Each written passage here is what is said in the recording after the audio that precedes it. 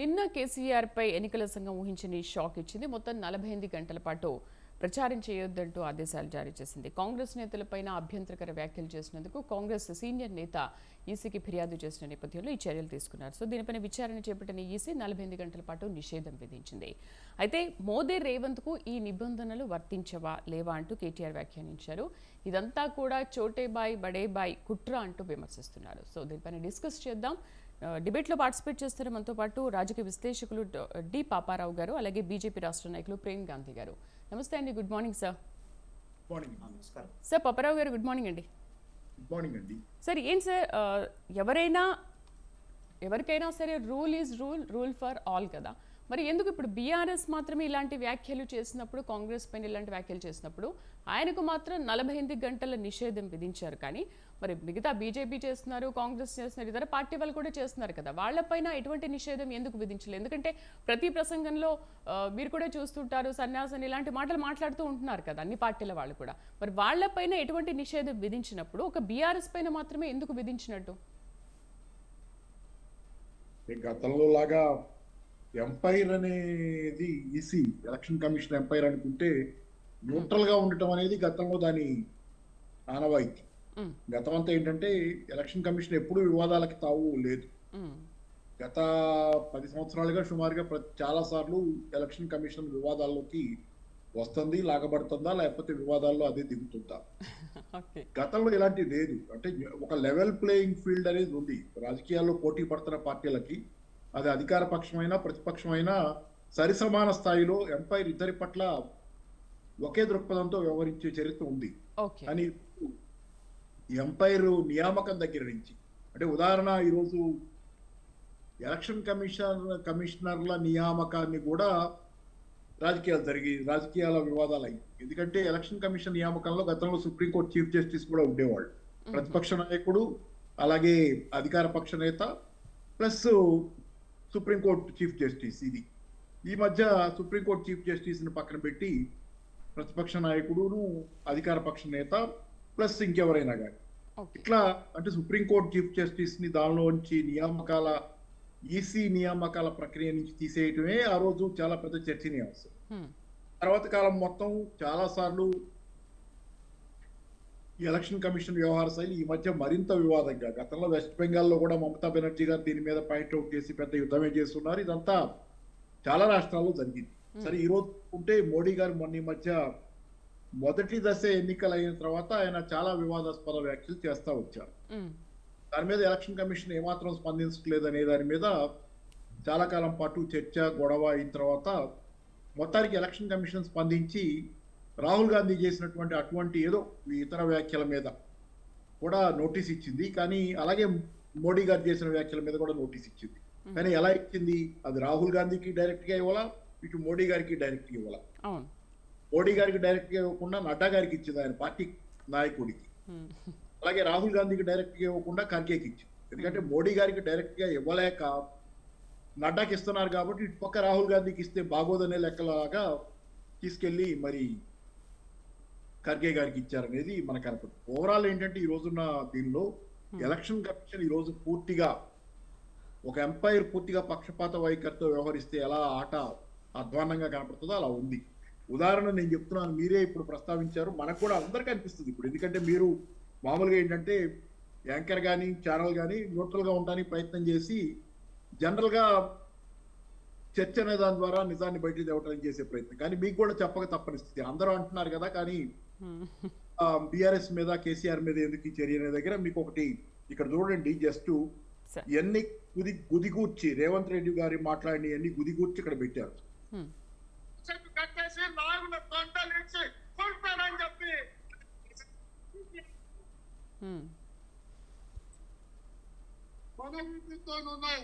ఆయనతో కూడా ఈ పీక విసికే బాధ్యత, ఈ పార్టీని పొందబెట్టే బాధ్యత, నీ ముట్టి మీద డ్రాయర్ కూడా ఉండాలి. పీకడ మొదలు పెట్టే బిడ్డ నేను టీవీ 9 లో వైపు 4 గంటలు కూర్చున్నాడు. ఈ మచ్చుకి శాంపుల్ ఒకే తోట పేర్చారు. మరి ఈ ఏం తక్కువ ఉన్నాయా? ఎంత అధ్వాన్నంగా ఎంత అసహ్యంగా ఉన్నటువంటి కామెంట్స్ ఉన్నాయి దావు. మరి ఇంకా ఆబ్వియస్ మీకు జనాలకు ఆబ్వియస్ కేసీఆర్ గారు ఏమన్నారు, కుక్కల కొడుకులారా అనే మాట అన్నారని దాని మీద ఈరోజు ఈసీ చర్య అనేది దాని మీద 48 గంటల ప్రచారాన్ని ఆపుతారు. అంటే ఇక్కడ దీన్ని బట్టి కనపడుతుంది ఏంటంటే మరి ఆ ఒక్క మాటకి ఇంత అయింది. ఇటు పక్కన ఇప్పుడు చూశారు కదా, కళ్ళ ప్రేక్షకులు కూడా వినుంటారు. ఇంత దారుణంగా జరిగితే మీకు ఒకటే స్పష్టంగా ఏంటంటే కేసీఆర్ ఇది పరాజయాన్ని ఒప్పుకున్నటువంటి ఈసీ ఎవరినైతే కాపాడుతుందో, ఈరోజు ఎవరికైతే నోటీసులు ఇవ్వకుండా ఇట్లా మాట్లాడుతున్నా ఎవరినైతే వదిలేసి అటు కేంద్రంలోని బీజేపీ కూడా గట్టిగా చెప్పలేకపోతుంది, ఇక్కడ రేవంత్ రెడ్డి పక్షం కూడా వహించి సైలెంట్ గా ఉందనేది కనపడుతున్నప్పుడు ఇప్పుడు మీకు కనపడేది దీని అంతటి సారాంశం ఏంటంటే బీఆర్ఎస్ అనేది చాలా పెద్ద విజయాన్ని సాధించబోతుంది తెలంగాణలోనే సారాంశం. కేసీఆర్ గారు అడుగు తీసి అడుగేస్తే జనం నిరాజనం పడుతున్నారు అనేది ఈ రోజు కనపడుతుంది. దాన్ని తట్టుకోలేక 48 గంటలైనా ఈ ప్రభంజనాన్ని ఆపకపోతే పూర్తిగా తెలంగాణ మన చేతిలోంచి పోతే పార్లమెంటరీ ఎన్నికల పరంగానే భయంతో ఈ రోజు కేసీఆర్ గారిని ఆపడానికి చేసిన ప్రయత్నం. కానీ ఏంటంటే జనాలు ఈ రోజు మీడియా బాగా పెరిగిందండి. ఇప్పుడు నేనే ఒక వీడియో చూపించా కదా, జనాలకు కూడా వెళ్తుంది కదా ఇది. మీడియా బాగా పెరిగింది. ఏంటంటే కేసీఆర్ గారిని ఆపామనుకుంటున్నారు కానీ ఈ రోజు సానుభూతి మరింత పెరుగుద్ది. అన్యాయం జరుగుతుందని తెలంగాణకి సహజంగానే ఉన్న స్వభావం. అన్యాయం జరిగితే ఒప్పుకోదు. ఎవరికి అన్యాయం జరిగినా, తనకు అన్యాయం జరిగినా తెలంగాణ జనాలు ఒప్పుకోరు. కాబట్టి ఏంటంటే దీనిలో జరిగేది ఏంటంటే రేపు పొద్దున మరింత బలంగా కేసీఆర్ గారు తిరగకపోయినా, ఆయన కూడా పిలిపించారు కదా, నేను తిరగకపోయినా నా కార్యకర్తలు నా పార్టీ మొత్తం 48 గంటలు ఆపితే 96 గంటలు వీళ్ళు ప్రచారం చేస్తారు. ఖచ్చితంగా అదే జరుగుద్ది. జనాల్లోకి వెళ్తుంది చాలా అన్యాయంగా. పైగా నిన్న సోషల్ మీడియా ఆయన క్రిషాంక్ అరెస్ట్ అవటం కూడా సరే, ఆయన పొరపాటు ఉంటే నోటీస్ ఇవ్వటం అది వేరే విషయాలు. కానీ పూర్తిగా ఏంటంటే ఇక్కడ జరుగుతున్న విషయాల్లో భయపడుతున్నారు. కేసీఆర్ ప్రభంజనానికి ఈరోజు భయపడుతున్నారు అనేది నాలాంటి వాళ్ళకు కూడా అర్థమవుతుంది. కేసీఆర్ అనే వ్యక్తి తాలూకు వాయిస్ జనాల్లోకి వెళ్ళిందంటే ఇక మనం నిలబడలేమనేది. బస్సు యాత్ర చూపిస్తున్నారు కదా వీడియోలు, జనం ఏ రకంగా రెస్పాండ్ అవుతున్నారో వార్తలు అన్ని పత్రికల్లో వస్తారు ఏ రకంగా రెస్పాండ్ అవుతున్నారు. కాబట్టి ఏంటి దీన్ని తట్టుకోలేక ఎలక్షన్ కమిషన్ ని రంగంలోకి దింపి లేకపోతే రంగంలోకి అదే. కానీ సార్ జనాలు అనేది ఇప్పుడు ఎవరు ఏ సభలు పెట్టినా కూడా ఎక్కడ చూడ కనిపిస్తున్నారు కదా సార్, అటు బీఆర్ఎస్ పెట్టినా కాంగ్రెస్ పెట్టినా ఉత్సాహం మీరు కనపట్టాల తేడా కనపట్టాల. బస్సు యాత్ర తాలూకు ఉత్సాహం వీడియోలు చూస్తే జనాలు వస్తున్నారు, అన్ని మీటింగ్లకు వస్తున్నారు. జనాలు రావటం వేరు, తీసుకొస్తారు, అన్ని పార్టీలు తీసుకొస్తాయి. ఇప్పుడు బీఆర్ఎస్ కూడా దీనిలో మినహాయింపు కాకపోవచ్చు. కానీ స్వచ్ఛందంగా వచ్చేవాళ్ళు చాలా మంది ఉంటారు, కొంత తీసుకొస్తారు, అన్ని జరుగుతాయి. కానీ స్వచ్ఛందంగా వచ్చేవాళ్ళు వేరు, తీసుకొస్తే వచ్చే వాళ్ళకి ఆ ఉత్సాహం ఉండదు. వాళ్ళు వస్తారు 500 300 తీసుకుని పోయే ఉదాహరణ ఉంటారు తప్పితే జనాల ఉత్సాహం అనేది మీరు కొనుక్కుంటే వచ్చేది కాదు. ఫిజికల్ ప్రెజెన్స్ తెచ్చుకుంటారు, భౌతికంగా వాళ్ళని అక్కడ ప్రెజెన్స్ తెచ్చుకుంటారు మీరు కొనుక్కుంటే. కానీ వాళ్ళంతటా వాళ్ళు అభిమానంతో తమకి నాయకుడు కావాలని వచ్చినప్పుడు వాళ్ళలో ఉండేది వేరు. అది మీకు ఆ బస్సు యాత్రలు మీకు స్పష్టంగా మిగిలిన మీటింగుల్లో కనపడేదానికంటే కూడా పార్టీల మీటింగుల్లో బస్సు యాత్రలు మీకు మీరు అన్ని చూస్తున్నారు, రోజు వీడియోలు నేను కూడా చూస్తున్నాను, టీవీలో చూస్తున్నాం. కాబట్టి స్పష్టంగా ఒక అద్భుతమైనటువంటి రెస్పాన్స్ ఈరోజు తెలంగాణలో. దాంతో ఏంటంటే బెంబేలు పడిపోయినటువంటి పరిస్థితి. నిన్న మొన్నటి దాకా కొన్ని అంచనాలు ఏంటంటే అది బీఆర్ఎస్ వాళ్ళే కావచ్చు, లేకపోతే కొంత అటు అనుకూలంగా ఉన్న వాళ్ళు కావచ్చు. 8-9 బీఆర్ఎస్ కని కానీ 8-9 కాదు. ఈ లెక్కన వీళ్ళు చేసే పనులకి ఈ రోజు ఎలక్షన్ కమిషన్ లాంటి శక్తులు కూడా చేస్తున్నటువంటి దీనికి తెలంగాణలో ఒక 8-9 కాదు, ఒక ప్రభంజనం. మిగతా వాళ్ళంతా ఊటుకు పెట్టిపోయేది. ఇప్పుడు నాకు తెలిసినంతలో ఏంటంటే బీఆర్ఎస్ మొదటి స్థానంలో ఉంది పార్లమెంటరీ సీట్లు గెలుచుకునే దానిలో. తర్వాత బీజేపీ ఉంది, ఆ తర్వాతే కాంగ్రెస్ ఉంది. కాంగ్రెస్ పరిస్థితి మరీ ఇంకా దిగజారుతుంది. బీజేపీ కూడా ఏంటంటే ఇదే ప్రభంజనం కనుక పెరిగేటట్లయితే బీజేపీ కూడా ఇబ్బందులు వస్తాయి. ఇప్పుడు దాకా కొంత ఏంటంటే జాతీయ పార్టీగా కాంగ్రెస్ కు ప్రత్యామ్నాయంగా రేవంత్ రెడ్డి గారు వాగ్దానాలన్నీ భంగం చేశారు కాబట్టి దానికి ప్రత్యామ్నాయంగా ఒక జాతీయ పార్టీ బీజేపీ అనే దాని మీద బీజేపీ కోటేయాలనుకునే వాళ్ళు కొంత ఉన్నారు. తెలంగాణలో పెరిగింది ఆ రకంగా. కానీ ఏంటంటే వాస్తవానికి ఇట్లా జరుగుతున్న పరిణామాల్లో కనుక ఇలాగే పోయేటట్లయితే నిన్న కేసీఆర్ గారు స్పష్టంగా తీసుకున్నటువంటి స్టాండ్ దానిలో ఆయన చెప్పింది కేంద్రంలో సంకీర్ణ వస్తుందనే స్టాండ్ చెప్పి, సంకీర్ణం వస్తే కనుక అది జాతీయ పార్టీయా ప్రాంతీయ పార్టీయా సమస్య ఉంది, ఏ పార్టీ అయినా ఒకటే, పార్లమెంట్ సీట్ ఏ పార్టీకి వచ్చినా ఒకటే. సంకీర్ణం కనుక వస్తే ప్రాంతీయ పార్టీకి కూడా ఇంపార్టెన్స్ ఉంటుంది కేంద్రంలో. కాబట్టి విషయాన్ని ఆయన ప్రజెంట్ చేయటం, అలాగే రేపు పొద్దున తెలంగాణ ప్రయోజనాలకు కూడా కేంద్రంలో ఎక్కువ మంది తెలంగాణ ఎంపీలు ఉండాలనేది, అది కూడా టీఆర్ఎస్ ఎంపీలు ఎక్కువ ప్రాతినిధ్యం వహిస్తారు తెలంగాణకు అనేది, ఇన్నిటి మీద ఏంటంటే ఒక రకమైన తట్టుకోలేని స్థితి మిగతా వాళ్ళకి వచ్చింది అన్నది మాత్రం నిజం. బీజేపీ రాష్ట్ర నాయకులు ప్రేమ్ గాంధీ గారితో మాట్లాడదాం. నమస్తే ప్రేమ్ గాంధీ గారు. నమస్కారం. ప్రేమ్ గాంధీ గారు, అంటే బీఆర్ఎస్ చేస్తున్న బస్సు యాత్రలు చూసి బీజేపీ గజగజ వణికిపోతోంది. దేశంలో బీజేపీ అసలు చేసింది ఏమీ లేదు, మోదీ కేవలం మాటలు మాత్రమే మాట్లాడుతున్నారు. సో వాళ్ళు చేస్తే మాత్రం వాళ్లకు ఈసీ నిషేధం విధిస్తుంది, కానీ బీజేపీకి మాత్రం ఎందుకు విధించదు? ముందుగా ఒక అంశాన్ని మాట్లాడాలి. సరే, ఈసీ అనేటువంటి అంశము మొదటగా స్పందించినటువంటి అంశం ఏంటంటే జరిగినటువంటి అన్ని రాజకీయ పార్టీ, సరే ఏ రాజకీయ పార్టీ కానీ ఎన్నికల నియమావళిని ఉల్లంఘించినప్పుడు నోటీస్ ఇవ్వడం సర్వసాధారణం. అంటే అదే అంశంలో కేసీఆర్ గారు కూడా నోటీస్ ఇచ్చారు. ఇచ్చినప్పుడు ఆయన స్పందించాల్సిన అవసరం ఉండే కదా. అవసరంలో స్పందించకుండా బేఖాతరు చేసి ఆయన ఏదో నియంత పాలనలెక్క చేసుకుంటూ పోతే ఆయన ప్రభుత్వం ఉన్నప్పుడు ఎట్లయితున్నాడో ఇప్పుడు అదే ధోరణిలో ఉండి ఇచ్చినటువంటి నోటీస్ కి స్పందించకుండా ఎలాంటి సమాధానం ఇవ్వనప్పుడు నిషేధం విధించడం తప్ప వేరే ఉద్దేశం ఏమీ లేదు. ఒకవేళ నిజంగా ఆయన ఇవ్వాలనుకుంటే ఇవ్వచ్చు. ఏమని అసలు అభ్యంతరకరమైన వ్యాఖ్యలు మాట్లాడలేదు, ఇది మాట్లాడి ఏదో ఒక సమాధానం ఇవ్వాలి కదా. సమాధానం ఇవ్వకుండా నిర్లక్ష్యం చేసినప్పుడు ఖచ్చితంగా ఈసీ యాక్షన్ తీసుకుంది. దాంట్లో ఏమాత్రం సందేహం లేదు. ఇక మీరు ఇంకో మాట మాట్లాడుతా ఉన్నాము, బస్సు యాత్ర వల్ల ప్రజల స్పందన ఉంది, ఇంకేదో ఉంది, అవంతా అవాస్తవం. 100కు 100% భారతీయ జనతా పార్టీకి ఉన్న ఆదరణతో కంపేర్ చేస్తే ఇలా కేసీఆర్ పరిస్థితి రాష్ట్రంలో అదో గతి, వేరే ఆప్షన్ లేదు. ఇక మాటల విషయం మాట్లాడుకోవాలని, ఎందుకంటే పెద్దలు ఒకరు మాట్లాడారు, ఎవరో రేవంత్ రెడ్డి మాట్లాడారు లేదా వాళ్ళు మాట్లాడారు. అసలు తిట్ల పురాణం ఏమైనా చూపించాలంటే కేసీఆర్ తర్వాతనే ఇంకెవరన్నా. డిక్షనరీలో లేనటువంటి తిట్లు తిట్టేటువంటి మేధావి ఆయన తిట్లతోనే రాజ్యాన్ని తెలంగాణ రాష్ట్రాన్ని తీసుకొని వచ్చినటువంటి అహంకారంతో ఎన్నోసార్లు మాట్లాడుతూ ఉంటాడు. కనీసం పత్రికా మిత్రుల్ని మాట్లాడినాడు, ప్రెస్ మీట్ మాట్లాడినా కానీ ఏకవచనం మాట్లాడతాడు, భయపట్టిస్తాడు, బెదిరిస్తాడు, ఉన్నలేని వికృత చేష్టలన్నీ ఆయన చూపిస్తా ఉంటాడు. ఇక ఆయన గురించి కొత్తగా చెప్పాల్సిన అవసరం ఏముంది? మీరు మాట్లాడట్లేదా? కోడ్ ఉల్లంఘిస్తూ కూడా మీరు కూడా మాట్లాడుతున్నారు కదా, కానీ మీ మీద ఈసీ మాట్లాడినప్పుడు ఖచ్చితంగా ఈసీ నోటీస్ ఇస్తుంది. దానికి సరైనటువంటి రెస్పాన్స్. మరి మీ మీద నిషేధం విధించదా? మీ మీద నిషేధం విధించదా? ఆయనకు 48 గంటల నిషేధం విధించారు, మరి మీరు మాత్రం రోడ్ షోలు ఇవన్నీ చేసుకుంటున్నారు కదా. ఆయనకు నోటీస్ ఇచ్చిన తర్వాత 10 రోజులలో ఆయన ఏం సమాధానం చెప్పలే కాబట్టి నోటీస్ ఇచ్చింది. సిరిసిల్లలో మాట్లాడిన అంశం మీద, మాట్లాడినప్పుడు నోటీస్ ఇస్తే ఇప్పటిదాకా రెస్పాన్స్ కాలే కాబట్టి ఈసీఆర్ నిర్ణయం తీసుకుంది. లేకుంటే నిర్ణయం తీసుకోకపోతున్నాడేమో కదా. అసలు ఈయన సమాధానం ఇవ్వాల్సినటువంటి అవసరం ఉంది. సమాధానం ఇవ్వనప్పుడు మాత్రమే చర్యలు తీసుకోవడం. ఇంకోటి మాట్లాడితే చెప్తా ఉన్నాము, రోడ్ షోలు అది ఇది ఏ మాత్రం ప్రజలలో ఆయన అనుకున్నటువంటి స్పందన లేదు. 1-2-3 సందర్భాలు నేను కూడా చూసిన కొన్ని వీడియోలలో. కేసీఆర్ బస్ యాత్ర వస్తుంటే కూడా రోడ్డు మీద ప్రజలు లేనటువంటి ప్రాంతాలు కూడా చూసినాము. అది ఎప్పుడు కూడా కాదు, ప్రజల్ని మభ్యపెట్టుట్లా మాయ మాటలు మాట్లాడట్లా కేసీఆర్ తర్వాతనే ఇంకెవరైనా. ఇక ఆయన గురించి కొత్తగా మాట్లాడాల్సిన అవసరం ఉంది. ఈ రాష్ట్రంలో కేసీఆర్ పరిస్థితి బాగాలేదు. ఖచ్చితంగా పార్లమెంట్ ఎన్నికలలో ఆయనకు సరైనటువంటి ఒకవేళ మినిమం గుర్తింపు రాకపోయినా 1-2 స్థానాలు లేకపోతే పార్టీ పూర్తిగా కనుమరుగయ్యేటువంటి ప్రమాదం ఉంది. కాబట్టి ఇన్ని రోజులు ఏంది అని వచ్చిండు. 10 సంవత్సరాలు అధికారం ఉన్నాడు, ఎందుకు రాలేదు? 10 సంవత్సరాలు ప్రజలకు గుర్తుకు రాలేదు.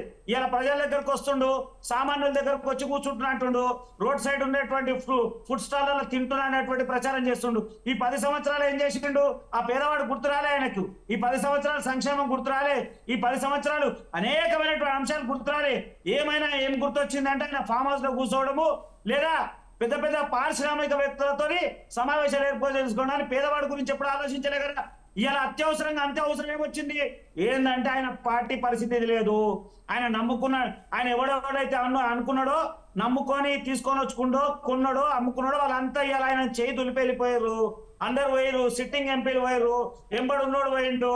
ఇలా పరిస్థితి గతి లేదు. 17 మంది పార్లమెంట్ స్థానాలలో సరైన అభ్యర్థులు లేకనే బలవంతంగా కొంతమందిని ప్రార్థనపడి బలవంతం చేసి మీ దగ్గర డబ్బులు లేకపోతే నేను ఇస్తా, ఖర్చు పెట్టండి, నిలబడండి అని ప్రార్థనపడితే కానీ నిలబడినటువంటి పరిస్థితి ఇలా బీఆర్ఎస్ పార్టీకి ఉంది.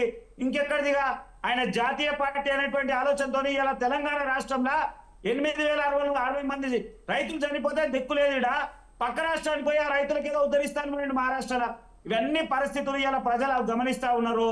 ఖచ్చితంగా సరైన సమయంలో బుద్ధి చెప్పబోతారు. ప్రజలు గమనించడం కాదు, ఇంతకు ముందు పాపారావు గారు అన్నట్టు ఆయనకు వస్తున్న ఆదరణ కానీ ప్రజల మద్దతు కానీ వాటి గురించి ఏమంటారు? మరి ప్రజల మద్దతు ఆయన మీ సభలకు వస్తున్న మద్దతు ఎట్లా ఉంది, రెస్పాన్స్ ఎట్లా ఉంది, బీఆర్ఎస్ కు వస్తున్న రెస్పాన్స్ ఎట్లా ఉంది?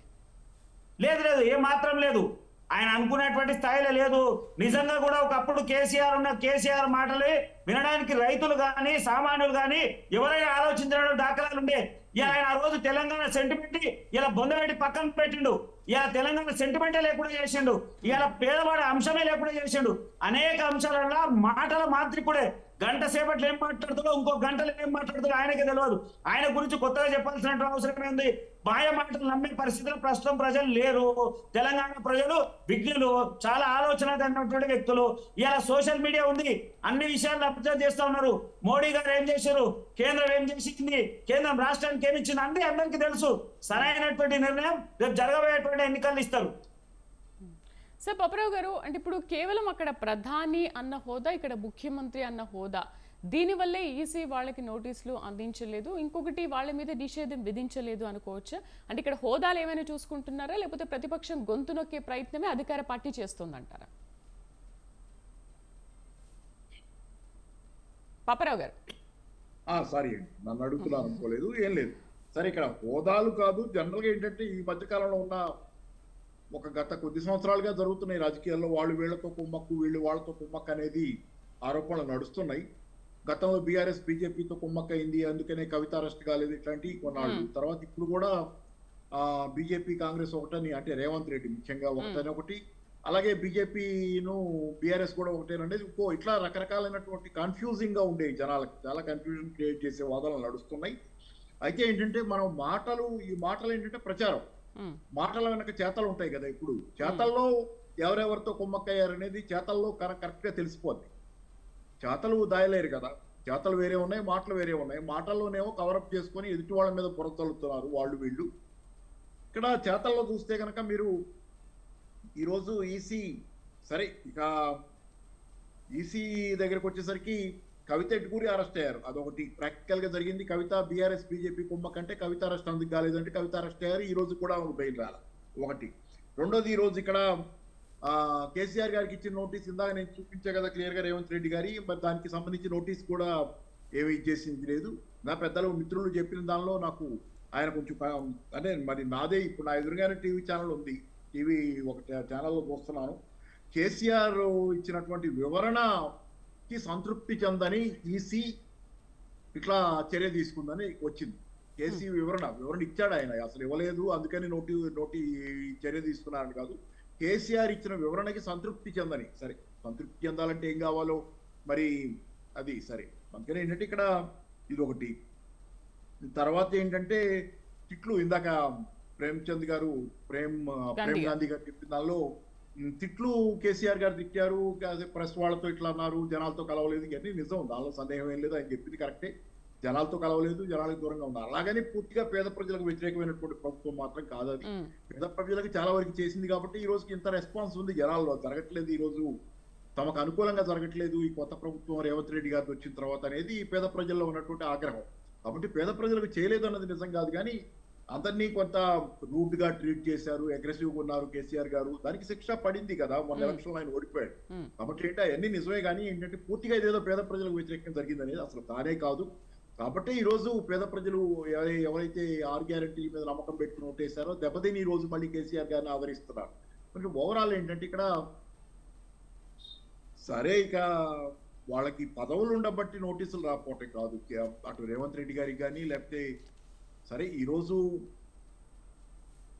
ఎవరికైనా నోటీసులు ఇస్తున్నారు. రేవంత్ రెడ్డి సీఎం లెక్క చేసే పరిస్థితి మాత్రం ఎక్కడ ఉంది. కాకపోతే ఏంటంటే ఎవరెవరితో కుమ్మక్క అనేది ఇక్కడ చాలా ప్రశ్నలు వస్తాయి, మీకు చాలా ప్రశ్నలు వస్తాయి, ఎవరెవరితో కుమ్మక్కయ్యారనేది జనాల్లో కూడా మళ్ళీ రీథింకింగ్. అంటే మాటల గారడీలో పడేటట్లయితే అందరం మోసపోతాం అనేది ఇక్కడ కనపడేది.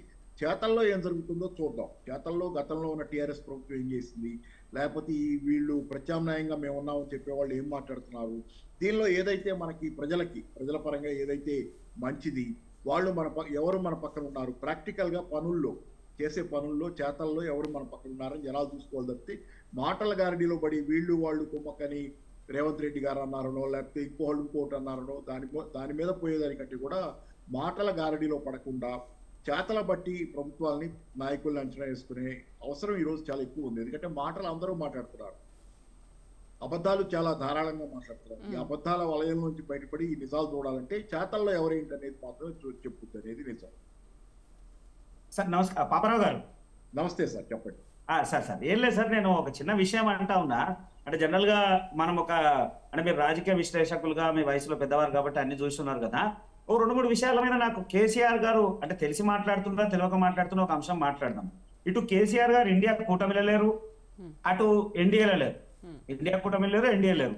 కొత్త మాటలు మాట్లాడుతున్నాడు. ఎప్పుడు విననటువంటి అంటే ఏ రాష్ట్రంలో విననటువంటి సంకీర్ణ ప్రభుత్వం అంటా ఉన్నాడు.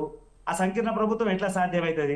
ఆ సంకీర్ణ ప్రభుత్వంలో మన తుమ్మల గారికి డైరెక్ట్ మంత్రి పదవి వస్తుందని, తర్వాత ఇంకోటి ఏదో జరుగుతుంది. అసలు ఏ మాత్రం అవకాశం లేనటువంటి అంశాలని తెర మీద తీసుకొని వచ్చి ప్రజల్ని మభ్యపెట్టాల్సినటువంటి అవసరం ఆయనకి ఏముందో నాకు ఇప్పటికి కూడా అర్థం కాదు.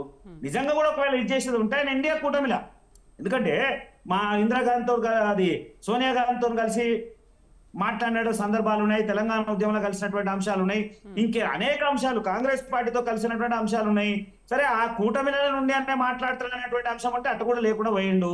ఒకవేళ కూటమితో కలిసి ఉంటే 17 స్థానాలు ఉంటే ఎంతో కొంత అవకాశం కలిసి ఉంటుండేనేమో, అది కూడా లేకుండా పోయిండు. ఇలా ఏ పరిస్థితుల్లో సంకీర్ణ ప్రభుత్వం వస్తుంది? ఆయన మాట్లాడినా ఇవాళ మా ఇండియా కూటమిలో ఉన్నటువంటి మమతా బెనర్జీ బయటకు వచ్చి 40 స్థానాలు కాంగ్రెస్ కి రావు అంటున్నాయి.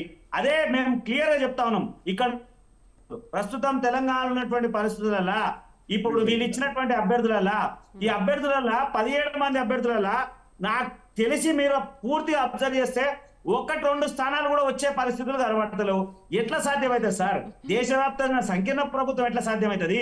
తెలంగాణలో ఉన్నటువంటి మా ఎంపీ క్యాండిడేట్ కి మంత్రి ఎట్లా సాధ్యమవుతుంది? అసలు ప్రైమ్ మినిస్టర్ క్యాండిడేట్ ఎవరు? ఇంకెవరిని తయారు చేస్తారు? అసలు ఏ మాత్రం దేశంలో ఎక్కడ లేనటువంటి సంకీర్ణ ప్రభుత్వం కేసీఆర్ గారు ఇంట్లో కూర్చొని ఎట్లా చేస్తుండా ఏమన్నా? ఓకే, ఒకటి మీరే డిసైడ్ చేసేసారు. ఏం లేదండి, ఇక్కడ ఆయన సంకీర్ణం ఎలా సాధ్యం అనే దగ్గర కేసీఆర్ గారు చెబుతున్నది. కానీ అంటే నేను కూడా ఒకటి విశ్వసిస్తున్నా, ఈసారి బీజేపీకి పూర్తి స్థాయిలో మెజారిటీ రాదనే విశ్వాసం నాకు కూడా వ్యక్తిగతంగా ఉంది. ఆ విశ్వాసం మీద నేను చెబుతుంది ఏంటంటే, పూర్తి మెజారిటీ రానప్పుడు బీజేపీకి అదైనా సంకీర్ణం ఫామ్ చేసే అవకాశం వస్తే అది ఫామ్ చేయాలి, లేకపోతే కాంగ్రెస్ ఫామ్ చేయాలి, ఇండియా కూటమనో ఏదో. లేకపోతే కేసీఆర్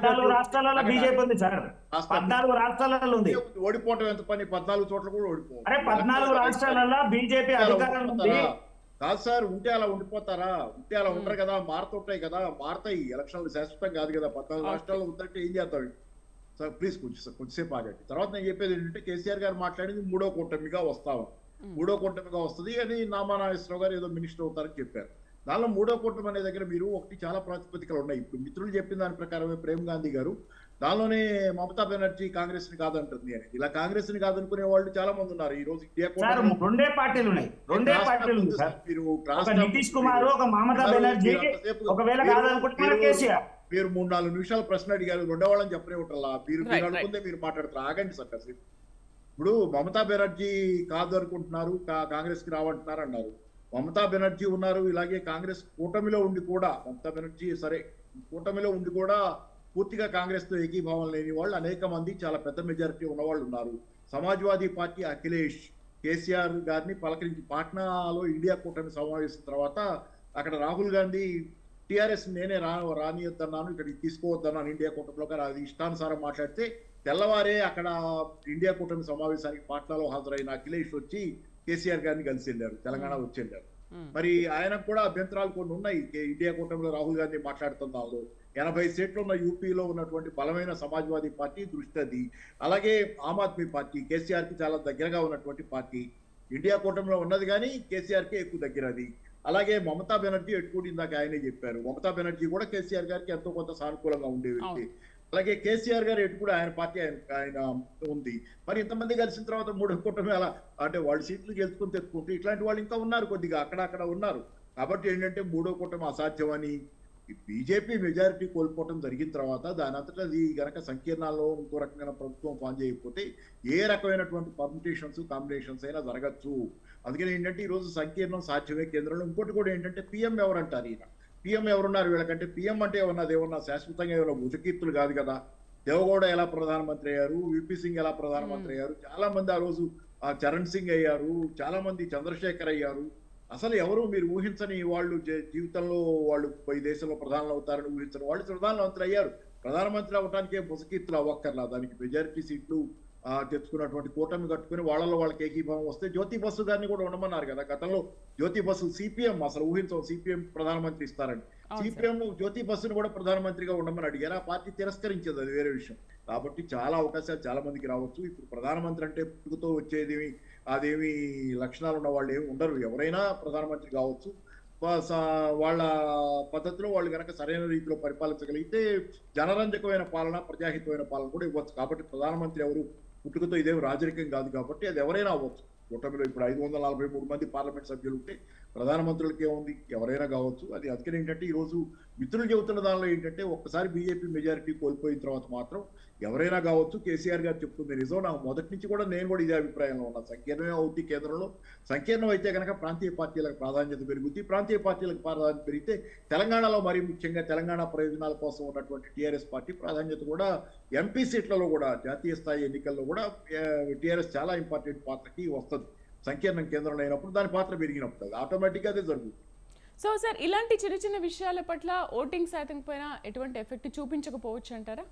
సో మీరు బీఆర్ఎస్ ఖచ్చితంగా వస్తుంది, పార్లమెంట్ సీట్లు గెలుచుకుంటుంది అంటున్నారు కదా. సో ఈ 2 days నిషేధం విధించడము అండ్ కేటీఆర్ తీవ్రంగా విమర్శించారు దీనిపైన. అసలు తెలంగాణ ఆవాజ్ అయిన కేసీఆర్ గొంతుపైన నిషేధం విధించారు అని బీజేపీ పైన కాంగ్రెస్ చోటే బియా బడే బియా అని మాట్లాడుతున్నారు కదా.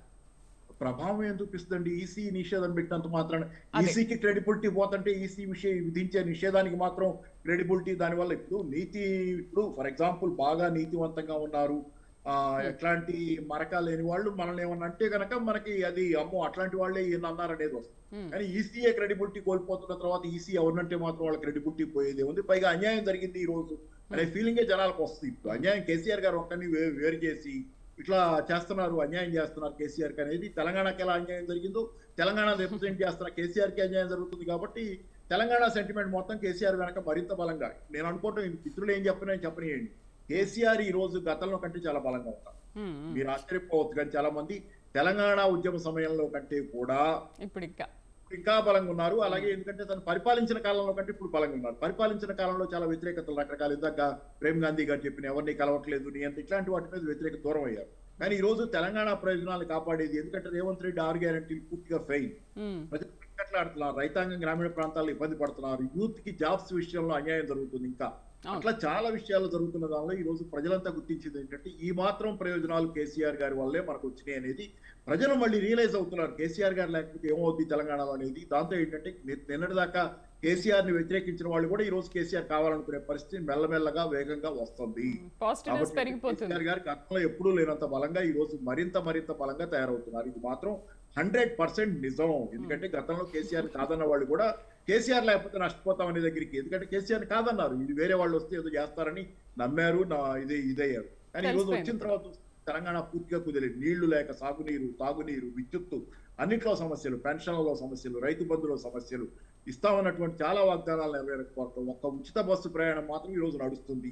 దాన్ని కూడా ఆర్టీసీని దివాలా తీయించి ఏ రోజు ఎత్తేస్తారో తెలియని స్థితిలో అది నడుస్తుంది. అలాంటి స్థితిలో తెలంగాణలో ఒక సంక్షోభమే ఈ రోజు ఉంది. కాబట్టి దీని పరిష్కారం మళ్ళీ కేసీఆరే చేయగలరు అనేది మాత్రం ఖచ్చితంగా ప్రజలు గుర్తిస్తారనేది మాత్రం కనపడుతున్నటువంటి వాస్తవం. ప్రేమ్ గాంధీ గారు, మరేంటి సునామీని ఏ విధంగా తట్టుకొని మీరు పార్లమెంట్ ఎలక్షన్ లో నిల్చోగలుగుతున్నారు? అంటే ఒక అంశం అయితే క్లియర్ గా అర్థమవుతుంది మేడం. ఒకటి ఏంటంటే పాపారావు గారు, కేసీఆర్ గారు ఆలోచించినంత విజ్ఞతని ప్రజలు ఆలోచించేటువంటి పరిస్థితులు లేవు. వారు ఏమంటున్నారు అంటే సంకీర్ణ ప్రభుత్వం, అసలు ఎక్కడ విననటువంటి కొత్త అంశము ఇప్పుడు కేసీఆర్ నోట్లు విన్నాము, మళ్ళా పాపారావు గారు నోట్లు విన్నాము. ప్రజలకు అంత ఆలోచన లేదండి. ప్రజలు ఆలోచిస్తా ఉన్నారు.